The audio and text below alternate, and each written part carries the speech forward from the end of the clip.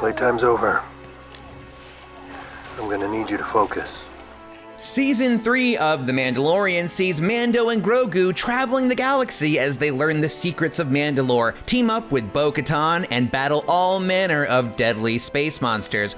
And while that may sound exciting on paper, somehow it's not. Even if the show does occasionally drop some juicy new lore or reveal long-held series secrets, the kinda Star Wars fans can't help but get excited for, its main plot strains to keep things interesting.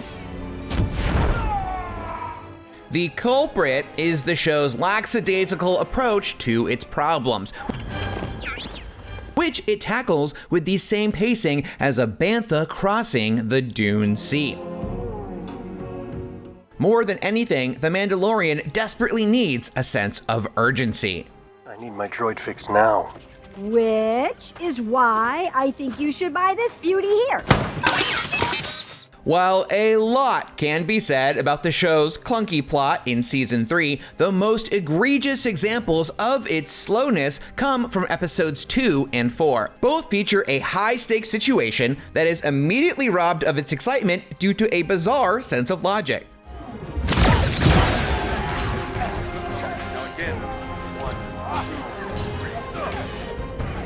In Episode 2, Chapter 18, The Mines of Mandalore, Mando is caught by surprise and captured by a creepy new villain. But instead of Grogu finding a way to save his foster father in the moment, he's instructed to flee Mandalore and go get Bo-Katan, who is on another planet.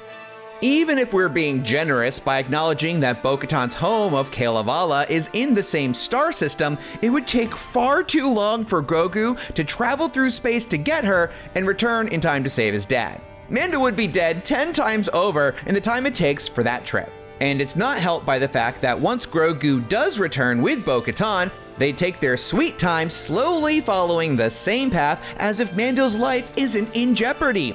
Would it hurt them to put a little pep in their step? You know, it's funny in an unintentional way to imagine Bo-Katan purposely walking as slow as possible, because Mando dying would mean he's no longer around to contest her claim to the throne of Mandalore. I'm just saying. We're not given any reason to think that Mando would be kept alive for an extended period of time, but it didn't have to be that way.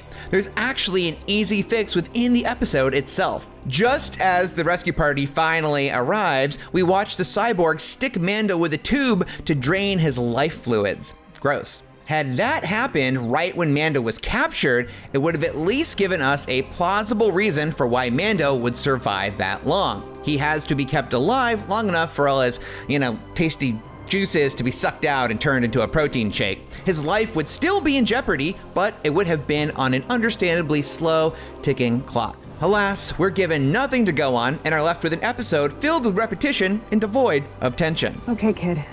I'm gonna need you to guide me to him. Can you do that? But this is Star Wars, which isn't always practical, what with its planet-killing weapons and life-preserving metal and all that, so we let it go.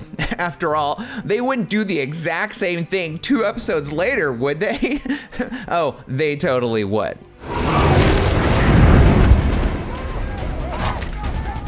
No blasters, it'll kill the child. In episode 4, chapter 20, The Foundling, when the little foundling boy is suddenly snatched up by a space pterodactyl, all of the Mandalorians spring into action. Now that is what I'm talking about. They rocket through the air after the flying monster, only for their jetpacks to run out of fuel, and just when all hope is lost, Bo-Katan's sweet jet fighter screams past them in hot pursuit. It's everything the show has been missing. But then after the title card, in another bizarre twist, we find Bo-Katan back at the camp without the child. She tells them that she tracked the creature to its nest and that they should go back with a group to rescue the boy. Now wait a sec, why didn't Bo-Katan try and save him herself? Later, we learn the creature was saving the boy for its baby's breakfast the next day, but they didn't know that. By simply scouting the area and not making an immediate rescue attempt, Bo-Katan essentially affords the bird monster all the time it needs to chow down on the little snackling. He's alive!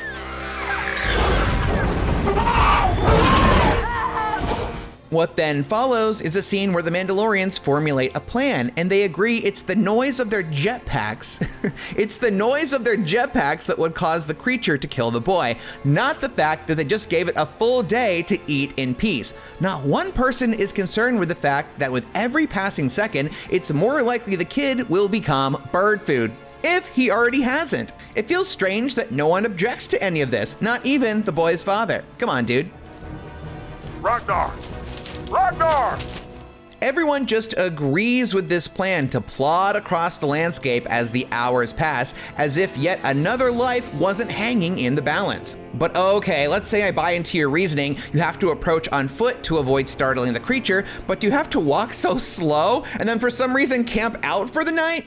Side note, do not list any of these folks as an emergency contact.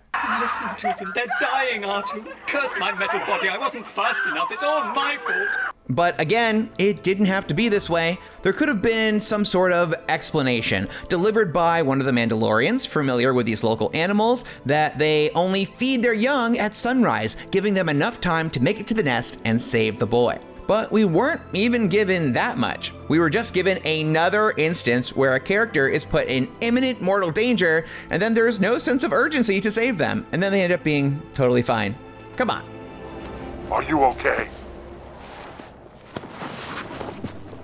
I'm okay, Dad. These two examples are a symptom of a larger problem with the show. This season feels thin when it comes to its overall plot. Granted, the initial appeal of the show was that it didn't have much of an overarching plot. It was a weekly episodic treat to watch Mando and Grogu go from one adventure to the next, and that was delightful. But with Din completing his quest to return Grogu to the Jedi at the end of season 2, the show's ability to use that formula came to an end. From that point, where Din crossed paths with Luke Skywalker, he became more than just some bounty hunter. He became a pivotal figure in Star Wars lore.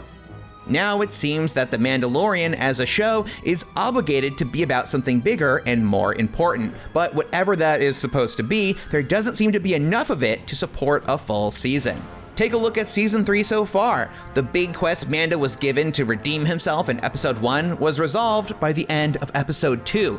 Then we took a detour to Coruscant for a detached political story, and now we're left wondering what Din, Grogu, and Bo-Katan are even after now that they're hunkering down with the Mandalorians. This is the way.